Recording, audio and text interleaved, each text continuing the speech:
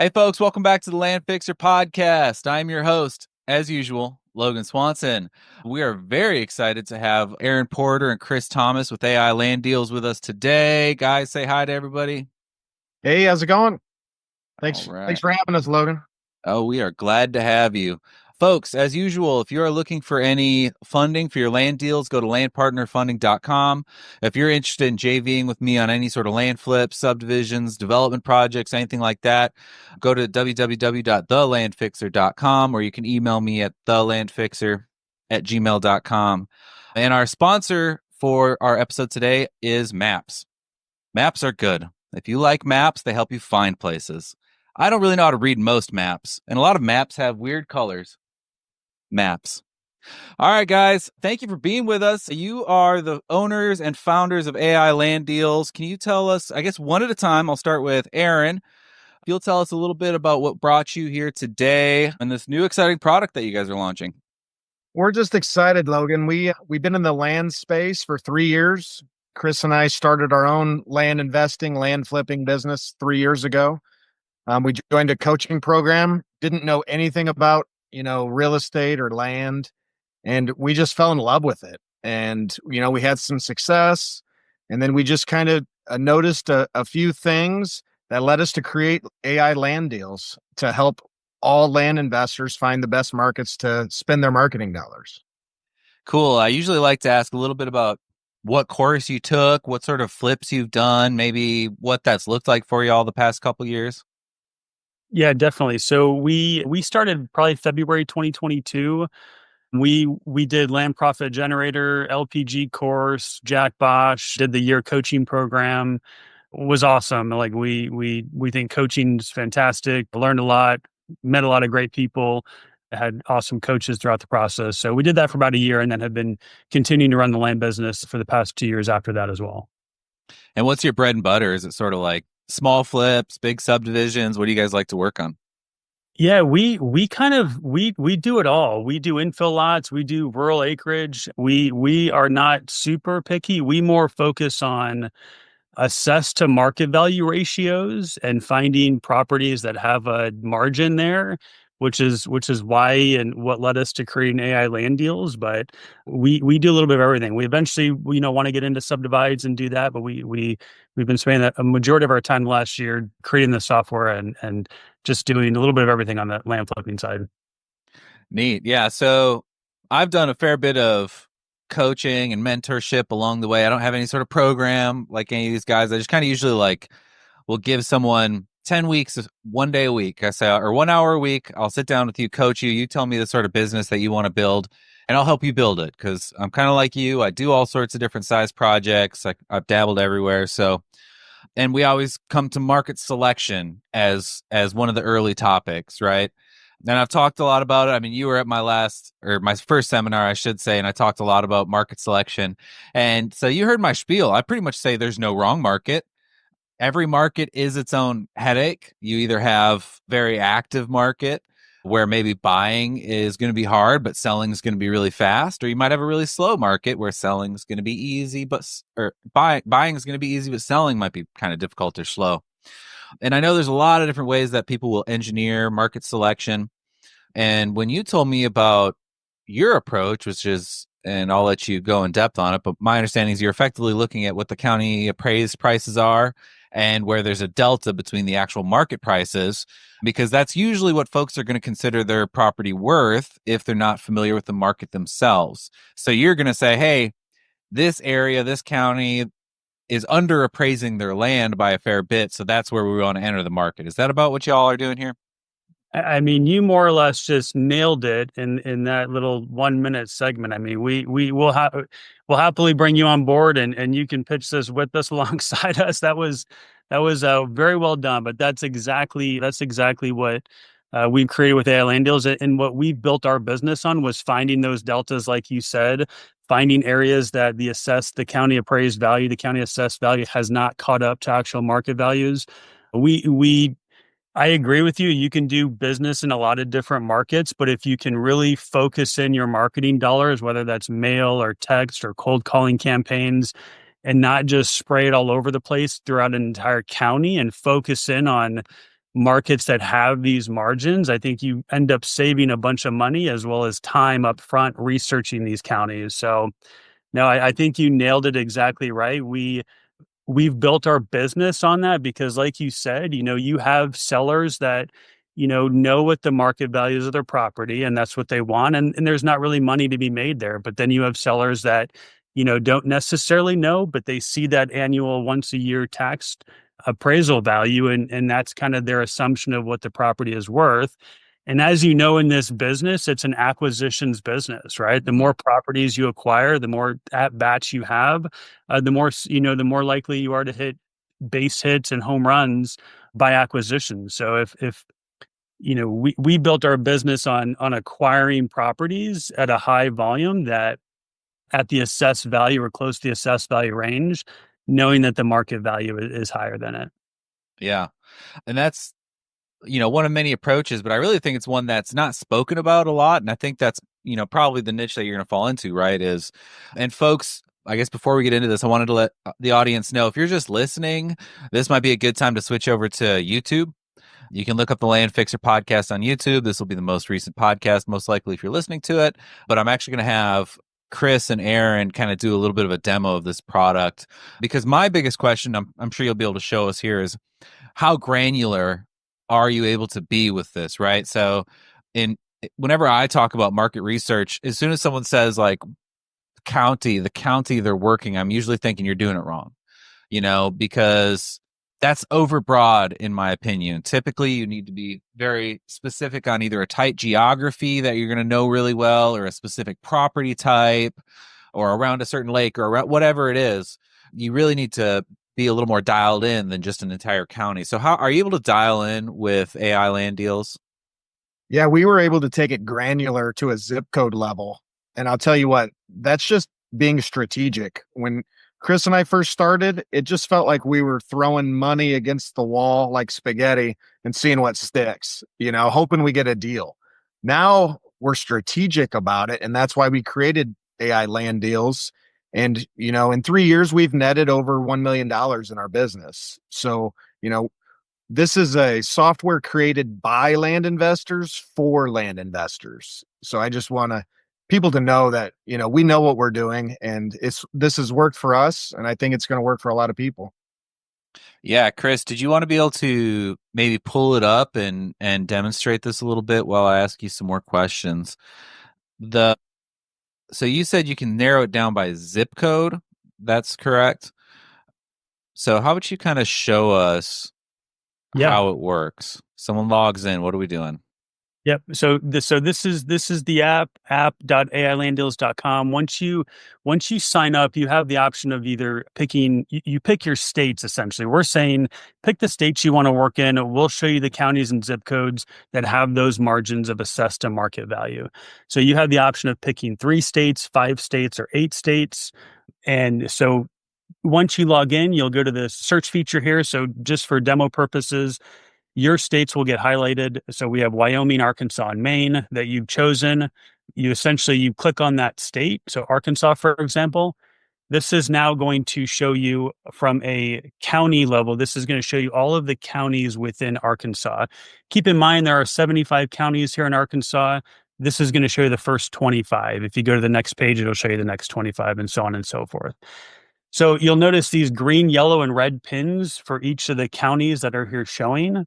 So a green pin is essentially going to represent a county that has a significant amount of the majority of the parcels in that green pin county are going to have a significant discrepancy between our margin between market value to assessed value.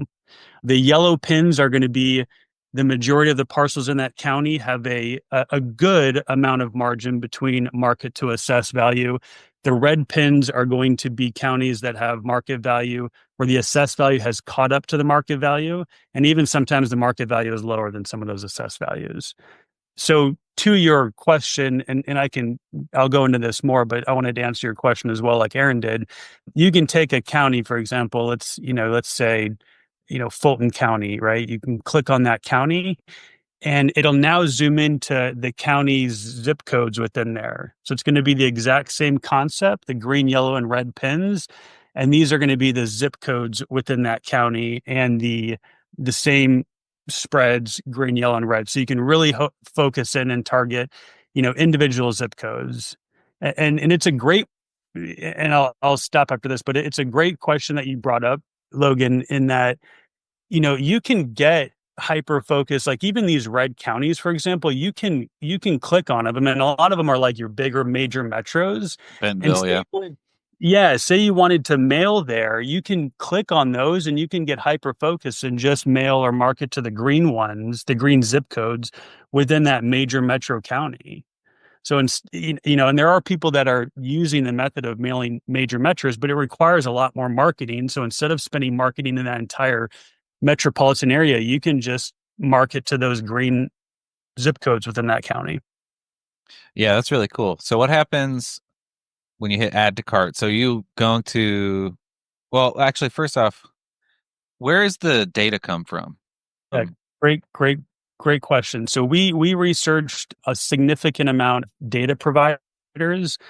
We more or less learned in this industry that there's like three big, they're called like data atoms, I believe is what they're called. There's three big ones that pretty much everybody purchases their data from. The Yep. counties all send them to these three companies, if you will, and then all the data trees and prop streams and everyone else buys their data from them. So it's coming from one of those, which is essentially coming directly from the county. There are 26 million land parcels in this software. And do you think that accounts for like 100% of vacant land parcels? Like, do you know what percentage of that is? Because one thing, and I'm always a little critical of data brokers. So this has nothing to do with y'all. But I'm curious, since you've been in the belly of the beast here, putting this software together, are there gaps here? Because I know, like, I've worked with data tree and things like that, and I kind of stopped using them because of issues with their data. Now that was a couple years ago, so I'm sure things have improved. But I'm curious, working with those big data brokers, what do you consider the quality of the data that's pouring into your service? Yeah, it's a great question. It's come a long way over the past couple of years. I think with data in general, there's always going to be like, gaps in certain areas. I mean, I can tell you there's certain states that maybe aren't as, their county data is not as accurate as other Mm. states. And we can dive into the nitty gritty, but for the most part, I think most of them have caught up and the data is pretty darn accurate and pretty well matches county data. There are going to be gaps and holes. I'm not going to sit here and tell you otherwise. I mean, it's just it you're relying on the county and each 3,000 plus counties sending the correct data to these providers, if you will. Hmm. So Yeah, and I'm curious. Maybe you don't know this. This is just sort of random, but is the county incentivized to send that data to these giant brokers? These three giant brokers? Do you know that? Haven't heard of that. No, I I've don't. always Not. been curious how the system works because, like, obviously urban areas, their data is great, but there's counties that, because I've done a bunch of rural deals, like Brewster County, Texas. I've done, I don't know, probably well over 100 deals out there. And you can pull up the CAD map on the county and see 30 to 50% of the parcels don't even have APNs. Like, you see them cut on the map, but the county doesn't even have the records on who owns them, really. And there's like, a few hundred people that live in that whole county. It's tiny, or maybe a couple thousand. But yeah, I've always been curious, like, what incentivizes the county to update their information to this giant broker who then sells that information? It just seems kind of like one of those odd industries, where the public meets private. That's a very interesting point for data. 100%. I don't know the answer. I'd be very curious though. I mean, I'm assuming, monetary reasons they're paying for these updates and hopefully somebody on the back end is, fact checking it in some capacity that the updates are congruent with what they're seeing on the CAD websites and things like that. Yeah. Well, I'm derailing you. So, anyways, so go back to where we were, and you were picking a zip. So you would pick a zip code, you hit add to cart, right? Yep. And So let then me go ahead. Yeah. So let me show you a little bit too. So we've added a few things. So the green, yellow, and red pins, the logic is based on that margin of assessed to market value, right? But we also know that coaching programs teach you about sell-through rates and ratios, as some coaching programs call it. And so I remember when I first started 3 years ago in Aaron, we would spend, I mean, hours combing through Zillow sell-through rates and trying to figure out that perfect percentage. We added that into the program. So, for example, Arkansas County, you can see here, it is a green county. It shows you the number of land parcels. It shows you the sell-through rate for 6 months, the sell-through rate for 12 months, just as another visual for people who are using the software to maybe use in their determination of what counties or zip codes to market to. Like you may alluded to, Logan, like I've marketed to counties that have a 10% sell-through rate, for example, and done very well there. And so I don't necessarily know if that's but we just wanted to add that in just to have that visual so people aren't, especially users aren't taking all that time to do it themselves. So in answer to your question, yeah, you can apply filters to your list. You can apply, filter for owner type, individual company, mailing address, out of state owners, out of county owners, in county owners, the assessed value, property size. If you're looking for large acreage or small acreage, you can remove properties that aren't on the market. And then you can also filter for like the last sale date if you don't want any properties that have sold in the last 3 years. So you would put those filters, whatever you want on. And then essentially, yeah, you could click on a county or you can do the whole county or just zip codes and you can say, okay, 72042 zip code. I like the sell-through rates. I like that it's green. I'm going to add that to my cart. You can then go to your cart and you will see it there. So we created this software for the mapping purpose. And so you can see those green, yellow, red pins. But we also wanted to be cognizant of finances for people, especially like new students. When we first started, we were like, mailing prices are crazy, data prices. In order to get those prices super, super low, you had to buy in bulk, buy all your mail ahead of time in bulk, or buy your data, commit to a monthly, data package to get it down. We feel strongly that our prices are super reasonable for people. We if you wanted to pull the list, it's 4 cents a record per lead. And then if you wanted to mail it with a standard stamp, you're looking at 59 cents a record, which includes the 4 cent data. So 55 cents a record. I don't know what you've paid in the Logan in the past or what your users have, but I feel like those are, very reasonably priced. Yeah. Yeah. I mean, I really stopped doing large mailing campaigns for a number of reasons. But yeah, I mean, that's pretty competitive with what I was doing a couple years ago, I think, when I was really doing more mail. Yep. Yep. Now, quick question. So say someone picks the mailing option, are those priced offers? What do the offer templates look like? So currently we have neutral letters. Okay. That's how Aaron and I do our business. So if you choose the mailing option, you can either use just a default template that we have here for you, or you can, upload your own. Like for example, I'll just I don't mind sharing, but you can upload your own that has your company logo, has a picture of Aaron and I on it. I mean, you can do either one of these. But yeah, we will in the near future have like blind offer templates as well for people that are doing blind offers. This was kind of what we started with. As I said, we launched like literally, I think just under 2 weeks ago. That's awesome. Yeah. And then I think another great feature would be skip tracing kind of built in, because I know most successful campaigns. Well, actually, I'm curious. Are y'all mostly just doing mail right now? Yeah, we're about 80% mail and 20% text. Oh, wow. You're still texting. Cool. Yeah. Cause I was going to say most people that I know who are really killing it right now use like a multi-touch system. So it'd be mail and then maybe a text message and then a phone call and then a follow-up postcard. Like I know people who have 5-touch systems in their acquisition stream. So yeah, I think this is really cool. And I think there's a lot of room to really make it even more powerful. So yeah, that's awesome, man. And you can do the first class mail. That's appreciated. What is the mail house y'all Right? use? It's appreciated a lot. We have three. We have one that's on the West Coast, one that's in the Midwest, and one that's on the East Coast. Depending on your owner's mailing address, it comes out of that house, so it gets there a lot faster. Okay, sick. And then kind of backing up a little bit, I forgot to ask this question on the sell-through rates. Where's that data come from? I'm curious how you're able to aggregate that and how up to date is it?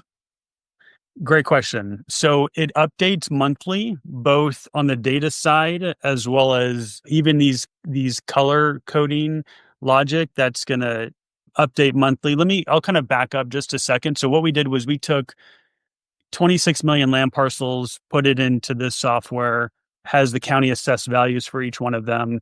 Then we essentially put a market value comp on all of them using MLS data, Redfin, Zillow data, integrated AI to kind of piece the two together. And so that's how more or less we got the market value and the assessed values for these parcels. And so the you asked me about comping or sorry. The sell-through rate. Yeah. So the sell-through rate is going to be a combination from the county data that gets shown to us, like if properties did sell and when they sold, as well as Redfin Zillow data, MLS data of when and like within the past 6 months, the number of solds over the number for sales using both of those. That's really cool. Yeah, and kind of to just full cycle this. So imagine someone's coming in, they're using your service, they're running through, they're picking some of these sweet green pin counties. What you have a short name for them? Mailing some green pins today. Go pick some green pins. And so they're saying that they send out neutral letters and then they're kind of sitting waiting by the phone, right? And I'm assuming if this is the methodology in your business, do you have a specific sort of approach to those intake leads where you can, because like the biggest part of this is that you're allowing the anchor price to be associated with the appraisal district price of the property, right? So do you kind of steer the conversation towards that price when you're in that first conversation? I'm just curious how you handle that in your business, and that might inform folks on how to better use your tool. 100%. I mean, that's spot on. We do things a little different in our business where I mean, Aaron and I talk to every single lead, and we personally get on the phone with them. I know a lot of people don't do that, and I know a lot of people do, but we talk to every single one, and we definitely try to take those assessed values and call it steer the conversation and kind of use that as like a baseline for the discussion point on the offer that's going to be received. Yeah, and if I think and if that they was go ahead, yeah, I Aaron. think that was, a big reason why we created the software, right? 8 out of 10 sellers, when you're talking to them on the phone, hey, John, what do you want for your property? Try to get a number out of them. And 8 out of 10 times, John's like, well, I don't know what it's worth, but this tax bill says it's worth 20K. So around 20K. So if we can identify areas and zip codes where that, market value is 40, 45K, like, I mean, that's just a home run. Like, let's take swings in those areas over, the red areas. Yeah, I think that's kind of a brilliant approach because you do always have like anytime you're in one of these conversations with a seller, one of you is going to have to establish an anchor. I mean, then you're going to have to work up or down from that anchor. So I think kind of beating them to the punch, especially if you know that, it's below the retail value. If you can say, hey, if I can get you 80% of the appraisal district's value of your property, would that work? And they're like, well, what is that? If they don't know, or if they do know, like that's a good way to start it. I mean, that's probably how I would do it. I would try to get a discount on the appraisal value price. And if they're like, no, I want full appraisal price, and you're like, all right, you got me. I'll spend Yeah. 20,000 on this $45,000 property. You're a tough negotiator. You can give them an easy win there, or they might say, okay, fine. Yeah, 80%, I'll take it. So yeah, that's brilliant. And have you noticed like the trend right now? We see this a lot in Texas, but I know it's happening all over the place where appraisal districts are catching up and they're jacking up the price points for the the appraised prices of the properties. And in fact, at our last seminar, one of the guys that came is an appraiser in Denton County. So I was like, "You bastard! You're on the other side of them." I was like, "Don't come back here." But Leave right now. yeah, it's like if I would have known. But what's happening is a lot of shifting right now where the appraised values are hopping up and sometimes even eclipsing the market value of properties somehow. And I'm curious, are you seeing that, or is there any like like if I was building this software, I would have a back end that has special reporting in it for just me. So I'm curious, like I don't know if you have that, but that's what I'd have. But I don't know if are you seeing like this catching up? Like, are you seeing more red dots or yellow dots than green dots each month that it updates? Yeah, it's a great question. I think yes, you are correct that they are catching up, but what we found is that the vast majority are not. Like the Mhm. vast majority are just like super outdated county records, county websites, and they're just it would require people. I mean, when we sell properties, we always get the letter from the appraisal district and they say, "Hey, how much did you sell your price?" Especially in Texas, right? How much? Mhm. And we throw them away, and I'm assuming most people do as well. Burn them. Uh, yes, yeah, yes, they do make paper airplanes out of them. Yeah, they do. They are catching up a bit. The beauty about this software, though, is it updates monthly. So if the appraisal values are changing or the market values are changing, this will change. So to answer your question in a nutshell, we haven't seen, like 40% green pins now being 30% green Yeah, pins. exactly. That's kind of the trend I was curious if you were seeing. And you, especially since land is hard to comp, I imagine that job of appraising, you know, acreage is just a pain in the ass. So I'm hopefully like the people doing it are just like, I'll just stay conservative and market lower. But I mean, Exactly right. most municipalities that I'm aware of are struggling for money. And the way that they can do, try to fix that or close the gap sometimes is going to be for the appraisal districts. Well, cool, Another man. What other another cool cool stuff? feature. Yeah, another cool feature. So I mean, we're going to be doing releases, updates, new things added to the software, every couple months. But our next big release, we're going to have demographic data filters. So you'll be able to, search by age of the seller, right? Because I mean, how many times, is your seller over 55 years old? Well, how about we just target those people, you know? Mm-hmm. So yeah, we're excited. We got a lot of things in the pipeline. Cool. Yeah. And you guys are using two very powerful letters right now, which is AI. Where in this process does that AI fit in? I'm curious. And what was it like implementing that into this software?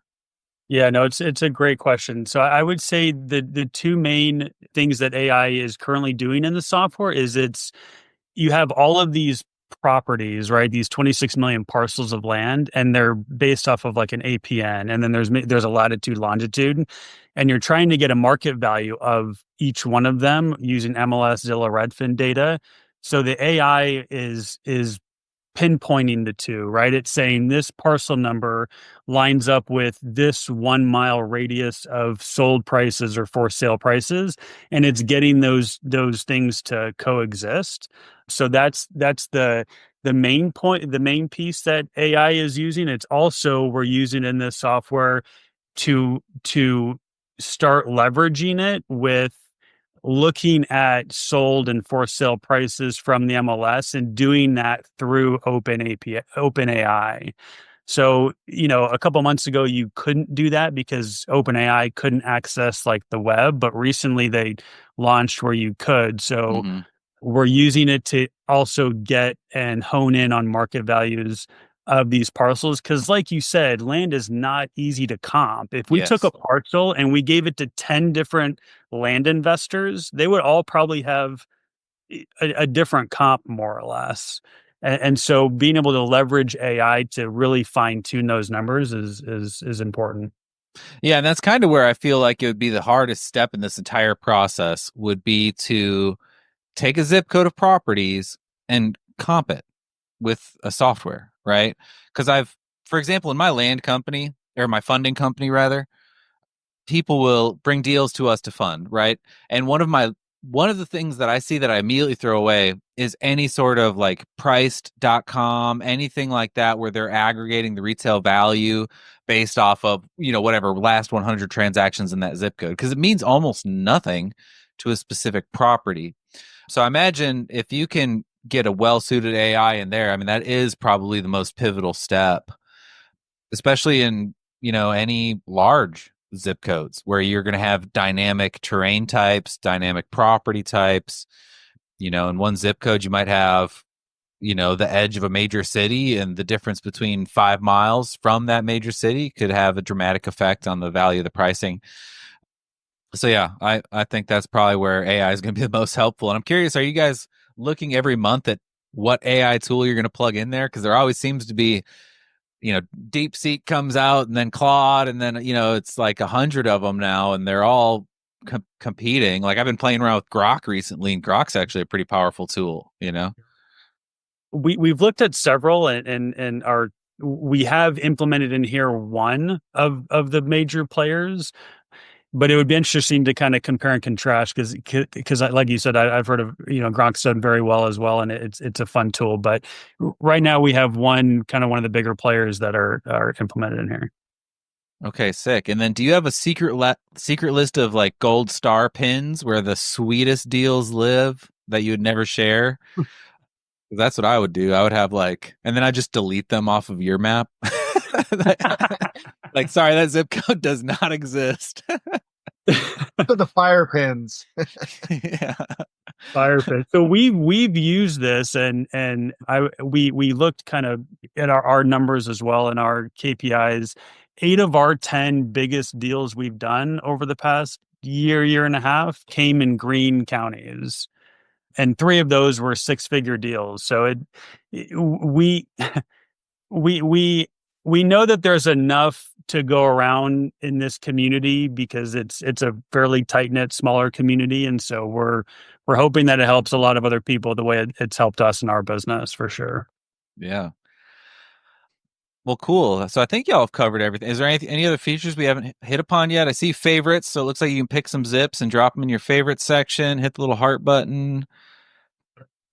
Anything else? You want to talk about the affiliate program, Chris? That's probably we really want to grow like organically. We're not looking to like dump a bunch of money into ads and things like that and commercials and whatnot. We have an affiliate program. So if you're a user and you sign up with, you click the affiliate program link, sign up with us, you'll get 20% back for every user that you have signed up, friends, family, colleagues that use the program. So 20% month over month for everyone that you kind of bring to the table with us. And like I said, we really want to grow organically and spread word of mouth. And like this podcast, we're super grateful for you allowing us to be on here with us. And so that would be the only other thing. And like Aaron said, we're updating all the time. We will have skip tracing capabilities in the next several months to where you can cold call and do all those things as well. And so that's definitely coming soon. And another great feature that we're going to offer is once a week Zoom, with all our users. So we'll talk a little bit about the software, and then we're just going to talk land. There's either going to be people that are experienced, new people, just a mix of everything. And, once a week, Wednesday evenings, we meet and we all learn from each other, right? I mean, let's all win together. That's our motto. Badass. Well, guys, I think that's it. That was awesome. I really appreciate y'all coming on and debuting this product. I'll definitely be publishing this up in my groups, but I can intro you to some other folks that I think might be good connections for you. Any last words? Oh, I guess send them to the website, right? AIlanddeals.com. Any other place that they can check y'all out, or if they wanted to reach out to you directly? Yeah, go to AI Land Deals with a Z, AIlanddeals.com. You can also email us at AIlanddeals.com. Shoot us an email, connect with us. You're looking at if you're on YouTube, you're looking at the company, the two of us. So it goes to us. But yeah, go to our website, AIlanddeals.com. And you can also, if you go to that website, you can book a demo with us too. We can do a 30, 45-minute demo, show you the product, answer any questions. So go to the website, book a demo, and we'd love to connect. Awesome. Well, folks, that's it. Aaron, Chris, thank you so much for your time today. Folks, if you need to reach out to me, go to thelandfixer@gmail.com or www.thelandfixer.com. I can help you with funding, JV, whatever. Also, don't forget our sponsor, Maps. They get you places. All right, folks, we'll see you on the next one. Thank you. Cheers.